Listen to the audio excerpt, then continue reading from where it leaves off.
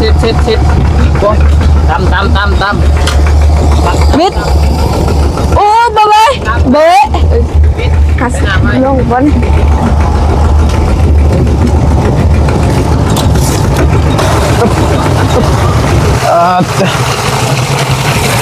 โอ้เขาเดียวเนาะพอเจ้าเราเป็นปึ๊บไปเลยไอ้ฟิกเป็นยังยันน้ำถือไอ้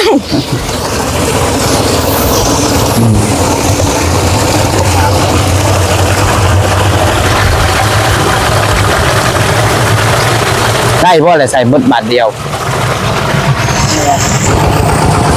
รถเจ้าคือบทส่วนหมูส่วนนั่นปู่มาซอยนะมีหมูบ่ว้าวมีหมูเอาอีลีนี่นะหมูผู้นึงแต่จะเอาผัวแล้วอยู่แต่บ้านผัวหมูก็เอาผัวเลย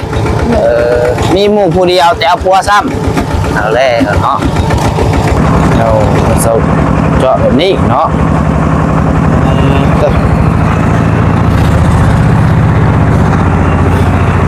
เริ่มแล้วเพิ่มมาคือว่า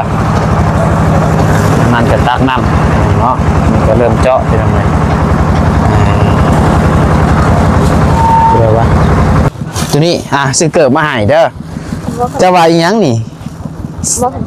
เดี๋ยวลองใส่เบิ่งดูแกใส่เบิ่งดูพอดีบ่ใส่เลยแล้วเอาเกิดไปส่งแม่โอ้ยเนาะสิมาหักไม่ได้โอเคพอดีบ่ฮะใหญ่โพดบ่จัก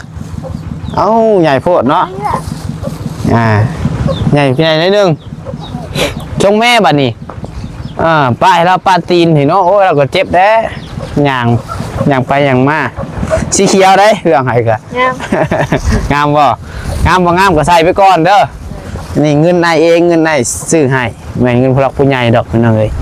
เพราะว่าเห็นเจ้าบุมีเกือบใส่เมื่อวานนี่คือ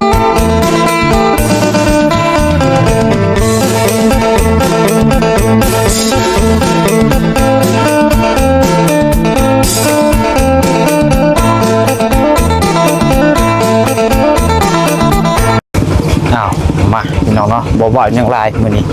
เปิดภาพมากันขึ้นรถไถเลยพี่น้องเลยเนาะไปใส่ไป2 คนนี่บ่สิบเอ็ดตกน้ำบ่ฮะว่าอยู่ขั้นเพิ่มให้กันมีอันเดียวนะไปดีพอกระลัดไปก็ไปเอาทำไรตอนเล่าเนาะมาทางบ้านเกิดของน้องน้อยทำเป็นที่หน่อยเรื่องน้องว่าไอ้ครอบครัวหนึ่งว่าจะทำเอาดีช่วยเหลือเดี๋ยวเรานับห้องด้วยนะ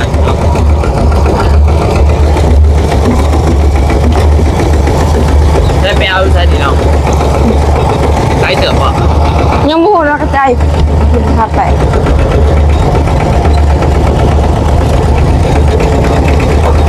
ให้พ่อแล้วก็ขึ้นมาทำกันเถอะเป็นอะไรขึ้นนี่นอนรับจิ๋วรับยังน่าจะรับบ่นอนรับอยู่สิ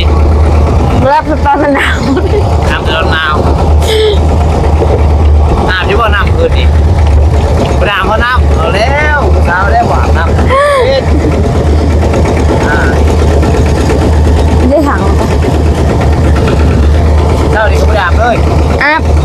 เช้านี้เลยพึ่งเลยอาบนี่บ่อาบไปใช้กล้วยไม่อาบที่กล้วยเลย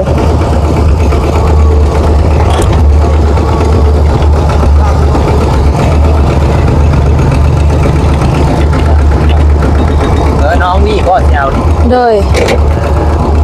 เราทำไปเป็นไรเนาะเลยคนเราดิ้วกันมาฮอดทำนี้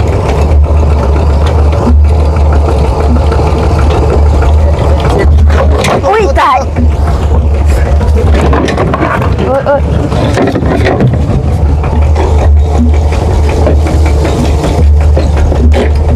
น้องไพศาลน้องน้าบ่าว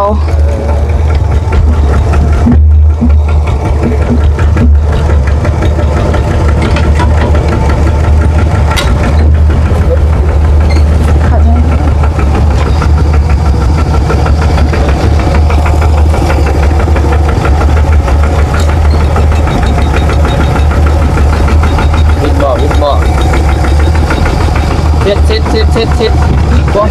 ตำวิทย์โอ้บะเบ้เบ้คัสลงบน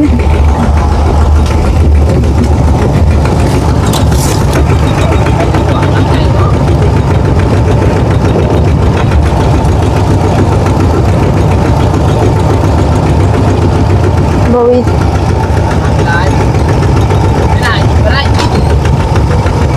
บวิทวะวิดีโอ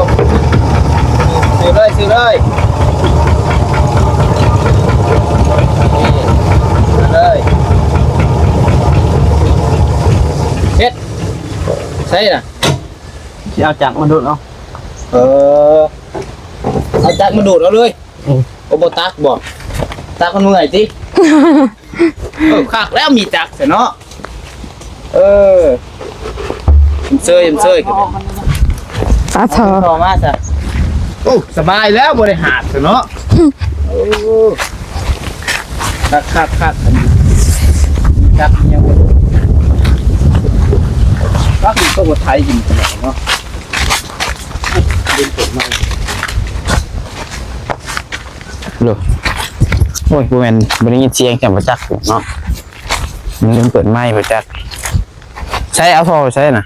อยู่หนองจักหนองพูดบ่พูดลงทางมาซึกแล้วเลยพาไอ้ข้าป่าข้าดงนี่เนาะน้องหน่อยพาบุกป่าเลยยินทิ้งย่านงูนี่บ่มีบ่เป้าเอ้ยเนาะแต่บ่มีงูเด้อมาแต่ว่าบ่มีมาบ่ได้เด้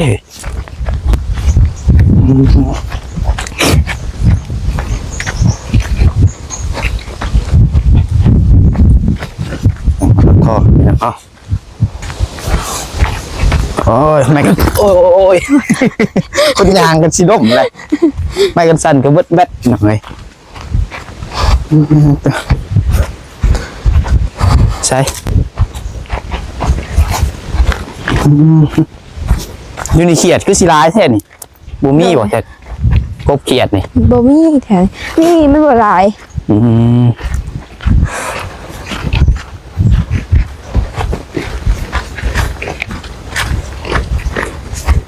อันนี้หน้าระบ่าวบ่แม่นแบบหน้าคนเทียงใกล้นะคนเทียงใกล้เลยเพิ่นปลูกยังไงน่ะเบี้ยยามักพริกเลยอันนี้เบี้ยยาเคี่ยวยาดูดนี่เลย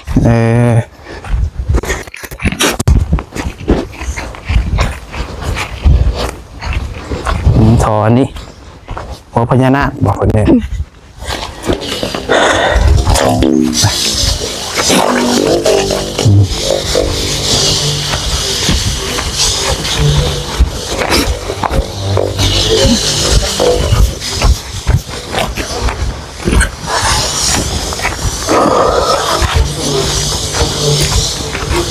กินข้าวกินน้ำแล้วบ่ยังน้ำมันกินข้าวเช้าเลยอ้าวได้ครับป้าบ่มีเรากินบ่คือว่าบ่อยากยังบ่อยากเลยกินขนมขนมเราบ่อยากข้าว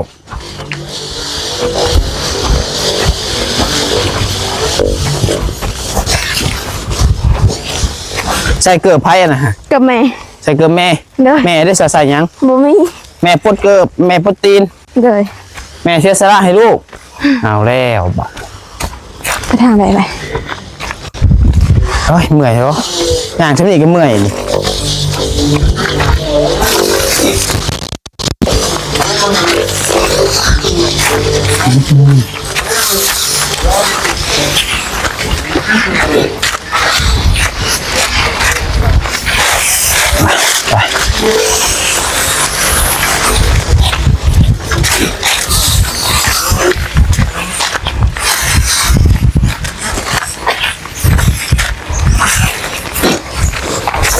เป็นชิดูดเนาะพี่น้องเนาะใครหรอกเป็นนี้แนวดูดพี่จักบริหารจับขันหามีกระเพาะแห้งถ้าน้องปัดไส้ย่างก็ซื้อยังเมื่อยเลยพี่น้องเลยโอ้ย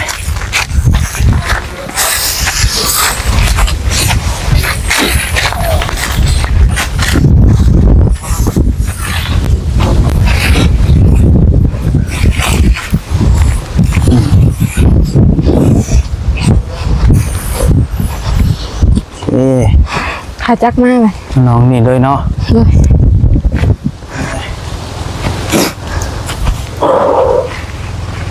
บ่ไล่ออกไปเลยน้องออกไปซื้อเครื่องมันว่าเฮ็ดยังไงสร้างกินตอนเที่ยงนี่ ขาไก่ ที่ขาไก่ที่ขาไก่จักโต บ่ มันบ่ฮู้ 2 ตัว 2โตพอบ่2โตนี่ 3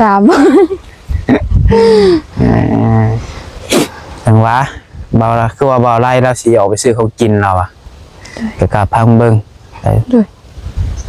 เราบ่ได้บอกอะไรบ่ซะว่าต้องอยู่ของกินเราสิซื้อมาเราบ่ได้ว่าบ่ บ่ โอ้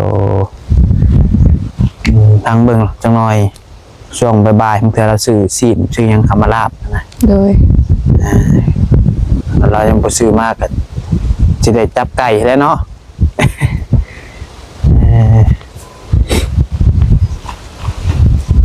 นอนรับอยู่ตี้คืนนี่ รับ อย่านอนบ่รับดีใจแฮง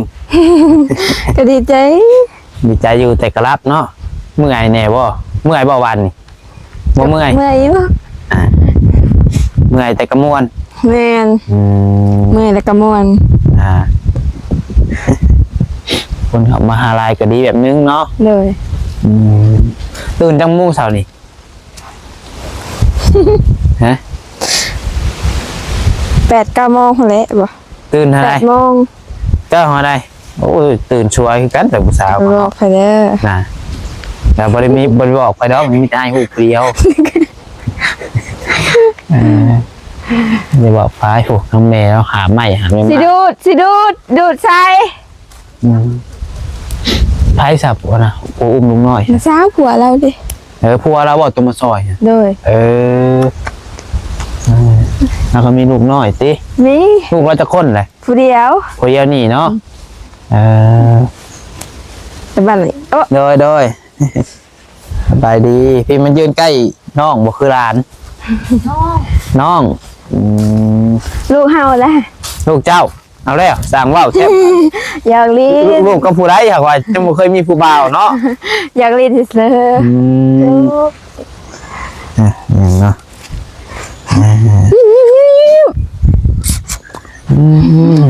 จักเดือนจักปีแหละนี่5 เดือนผู้หญิงผู้ชายผู้หญิงเฮ้ยจ้าสวัสดีป้าลุงแน่สวัสดีป้าลุงยังเห็นหน้าเยอะแท้ๆสวัสดีป้าลุง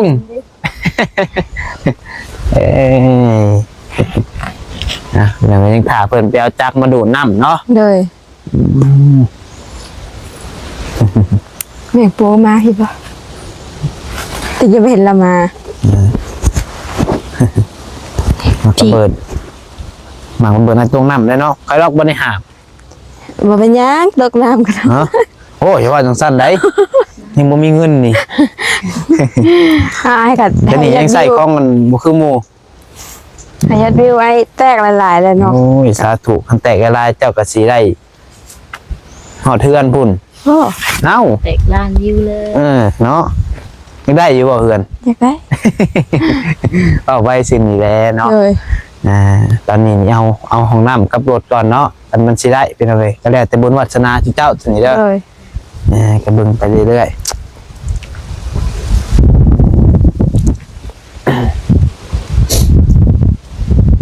ส่งกันยาวนี่มีจักโตว 3 มี3 ตัวบ่ก็เห็น FC คอมเมนต์เข้ามาว่าน้องน้อยใส่แต่ส่งตัวนี้3 มื้อแล้วอ่ะ บ่แม่นบ่ แม่น เอ้า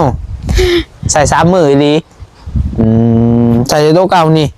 เอาคือใส่ตัวเก่าของมี3 ตัว มือน่ะก็ใส่ นะ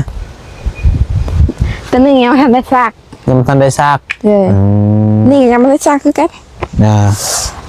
โอ้ผู้สาวสำเนาะซักได้เฮ้ยเนาะ ผู้สาวบ่ซักก็ได้จะให้ตนาให้ โอ้อยู่ไซก็ซักหาแล้วเฮ้ยคันเท้าสะอาดจะห่วยเนาะ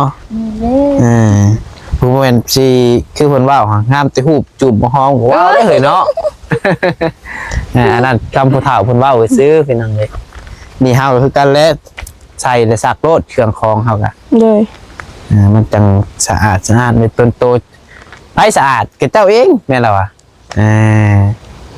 คือช่วยใส่ช่วยกระซักไอ้แปลโดนแทนอ๋อกำลังแบกมานี่นอน มาเลยน้องๆแบกจักมาแล้วโอ้ย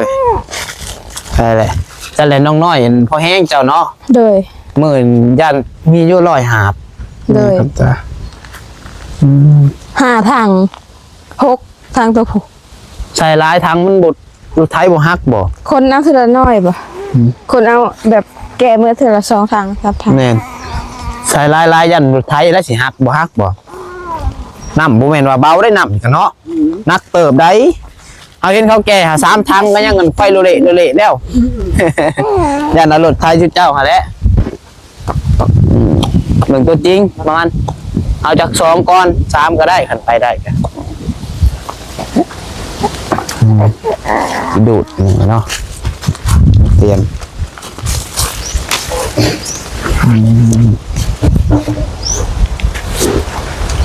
ใครแล้วมันจะดูดแป๊บเดียวเนาะญาติเนาะ รู้จนเถื่อน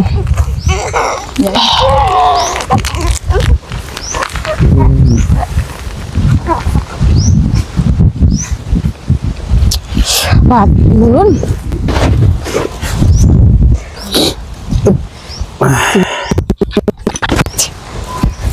จักนี่จักปีแล้วนี่ไงจักเจ้านี่ หลายปีเติบ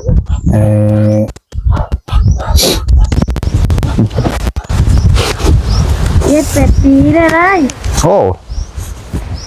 คนนี่ลีสเนาะแค่คนเวลาคนใส่ขันหักษาอย่างเงี้ยกับทน กันใส่เลยบวหักษาเนาะเขาเดียว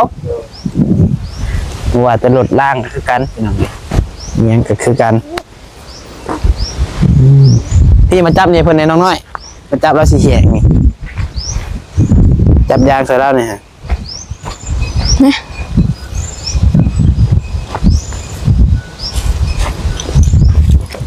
น้องน้อยตัวน้องสะอิวขาว ปัดกันได้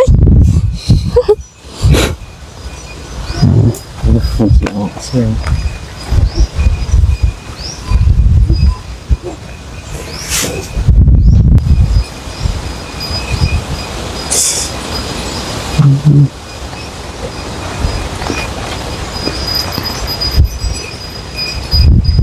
แบะ ปลาร้ายบ่นี่ หลาย บ่มีบ่น้องนี่แต่แล้วมีแต่ห่วยดูดกินปลาแล้วนี่เนาะ ปากเสียง เออ มีเงินพอย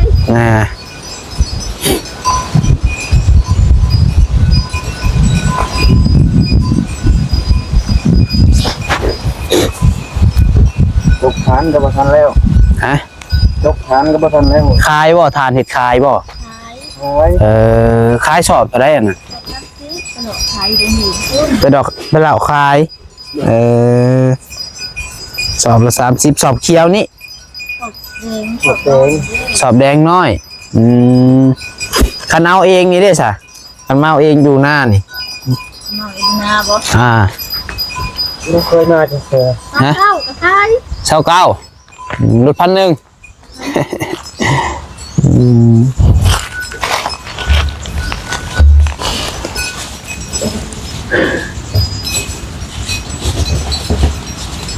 ดี๋ยวถ่ายเป็นยังเตรียมแล้วก่อน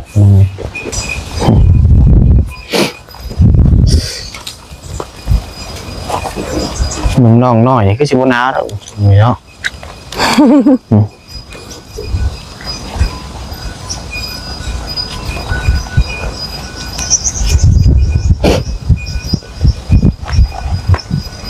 อันได้นี่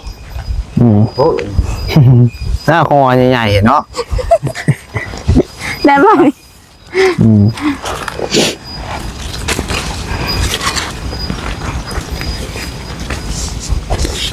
คือมันนี่น้ำบ่ขึ้น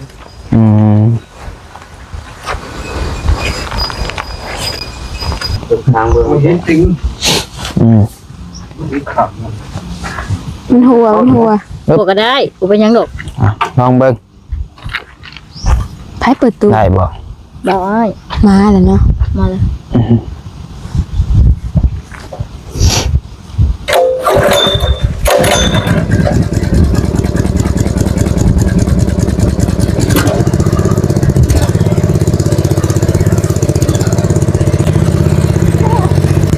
ปึ๊บ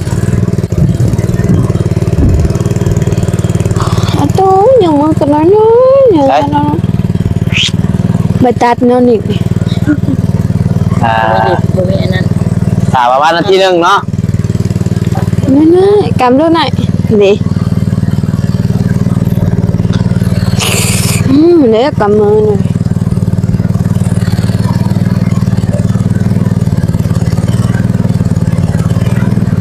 Cắm cắm. ปึ๊บปึ๊บ ไปไว้ มาแล้ว Để phần này. มาแล้วคุณน้องน้อย ลงทุกเพศได้ คุณเอาพี่ตรงพี่มาตรงพี่ผมไปจับน้ำพอปู่ไปโอ้ยโชคดีแล้วจำมือนี่เนาะ Rồi. โธ่บ่ได้หามน้ำเป็นยังไงพี่น้องโชคดีบ่ได้หามน้ำตรงใจพ่อตรงใจพ่อ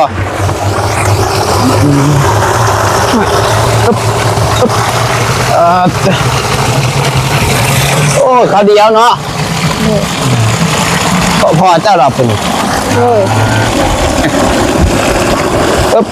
Bắt đầu ai biết? เป็นยัง Việt Nam thử ai?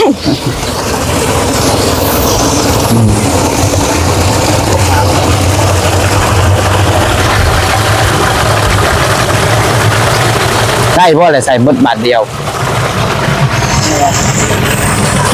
รถทุกเจ้าเขาแล้ว Vào đây.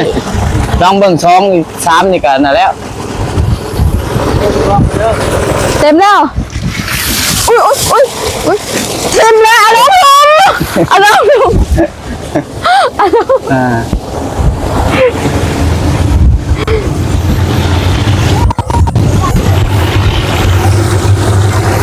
บอกเราได้ฮะใกล้แล้วบอก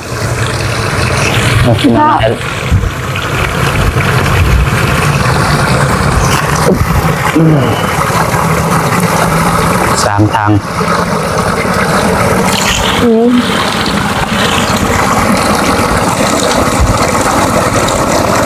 บอกเพื่อนๆเลยฮะ Phá phá. โอเค Chụp.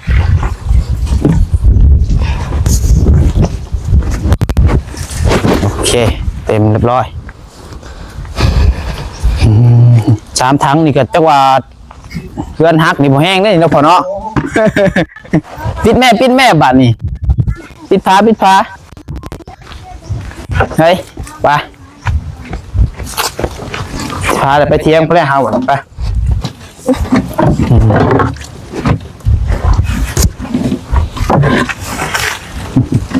เบิ่งจริงรถไทยแล้วกันพี่น้อง Chụp à. ตีนแตกเลยตีนแตกแล้วพอแห้งเนาะสิได้หารถมันเบานิ้วลีแลกแก่ตีนแตก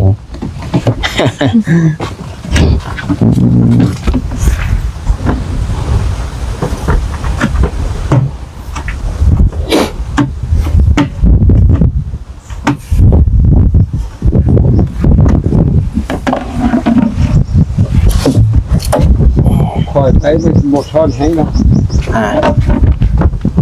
แล้วปิดจำได้จำหนึ่งพออยู่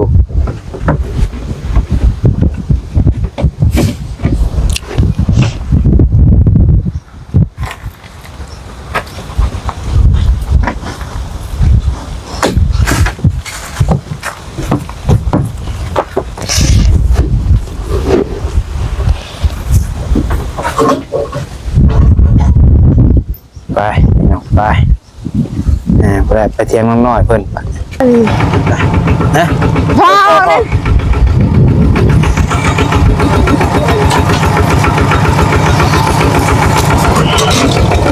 โอเคไปปึ๊บ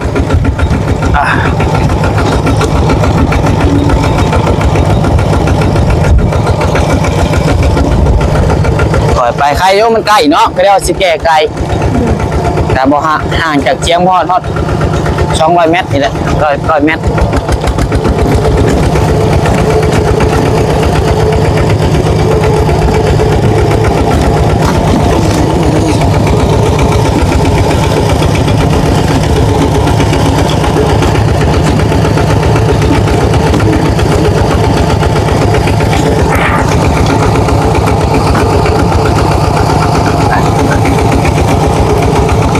คือบทส่วนหมู่ส่วนนั่นปู่มาซอยจ้ะบ่มีหมู่บ่ เลย ว้าวบ่มีหมู่เอาอีหลีนี่นะ หมู่ผู้หนึงแต่ก็จะเอาผัวแล้วอยู่แต่บ้านพุ่น หมู่ก็เอาผัวเลย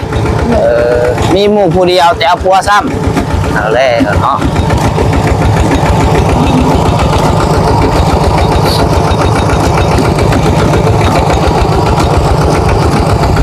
เจาะแล้วว่าเนาะสากเพื่อฐาน้ำบ่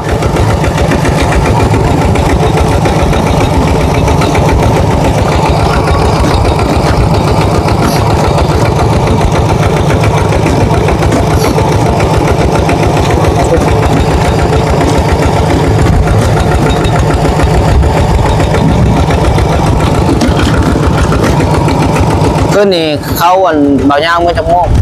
8:30 8:30จะนอนจะโมงเจ้าฮะ คืนนี้วะ แม่น 10:00 น นอน10 โมง เลย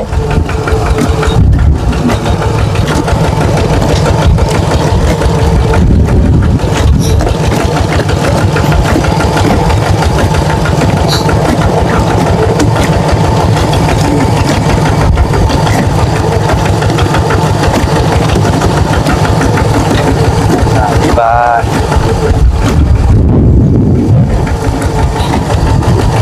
พายุมันนี่บ่ลมปานใดลมแห้งปานใด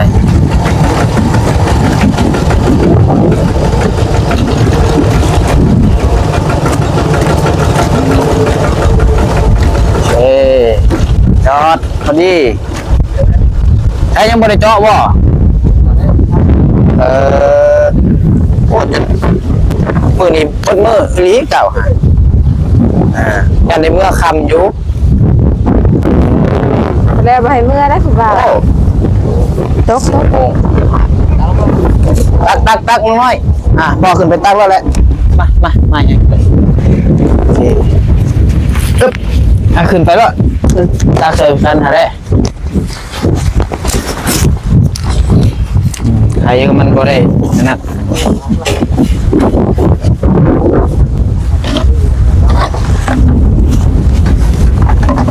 ไปซอยกัน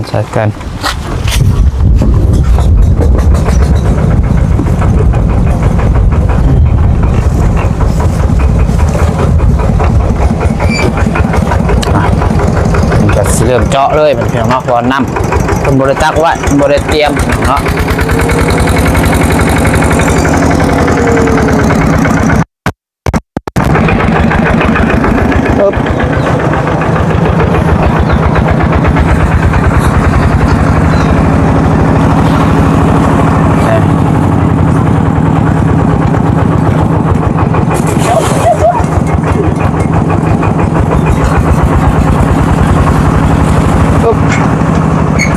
บอกกันได้เนาะ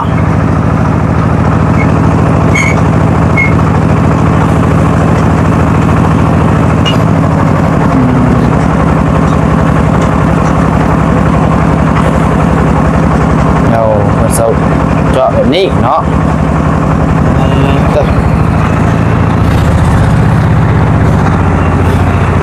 เริ่มแล้วเพิ่มมาคือว่ามันจะตักน้ำเนาะมันก็เริ่มเจาะไปทำไม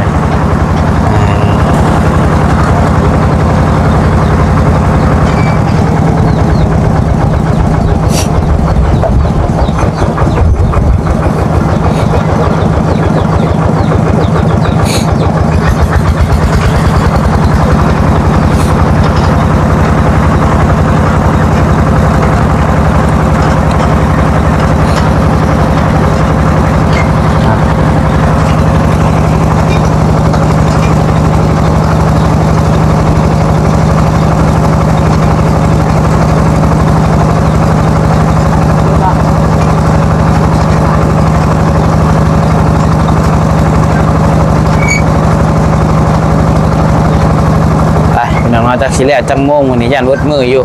จังน้อยพี่ก่อนตรงมาพี่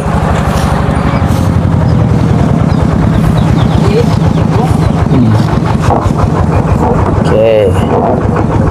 ไปยืนดูบัตรหนึ่งเด้อซื้ออันนี้มาให้พี่น้องเลย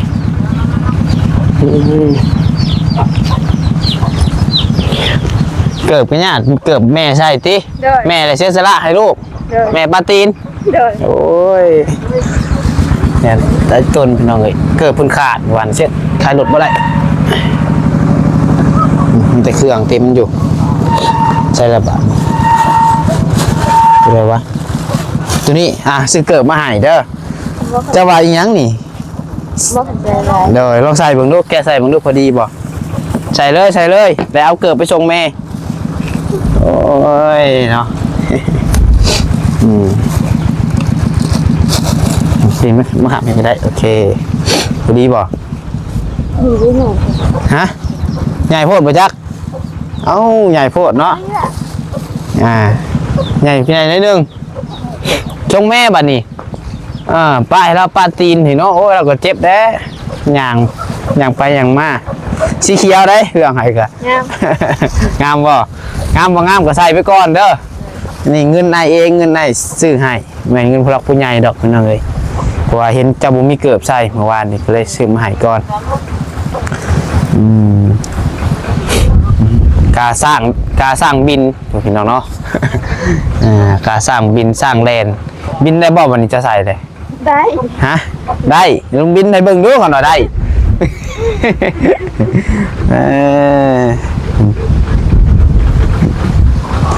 เอาโอเคถ้าพี่น้องคลิปนี้ก็ได้เนาะฮะกินข้าวกับยางจับแจวโอ้ยเนาะจำแจวโอเคใช่เนาะไปพี่น้องเดี๋ยวพบพ่อกันคลิปใหม่เด้อเพียงแต่สำหรับคลิปนี้ก็จะได้ขอจบคลิปปิดคลิปไว้เพียงเท่านี้ก่อนเนาะถ้าติดตามตอนต่อไปแต่ตอนนี้ก็เพิ่นกำลังเริ่มเจาะพี่น้องเนาะเอาผิดพลาดประการใดก็ขอโทษขออภัยในเวลาอยู่ดีมีเฮงเบิดสุขคนพี่น้องเนาะมีผู้หลักผู้ใหญ่จากซอยเรือทางน้องน้อยเพิ่นจะติดต่อหาน้องปัสไซได้เนาะสำหรับคลิปนี้ก็ขอลำลาไปก่อนแล้วขอบคุณทุกคนเด้อที่มาชมและเป็นกำลังใจให้เนาะถ้าผิดพลาดประการใดก็ขอโทษขออภัยในเวลาอยู่ดีมีเฮงเบิดสุขคนส่งมาร่ำด้วยพี่น้องไปขอกล่าวคำว่าสบายดี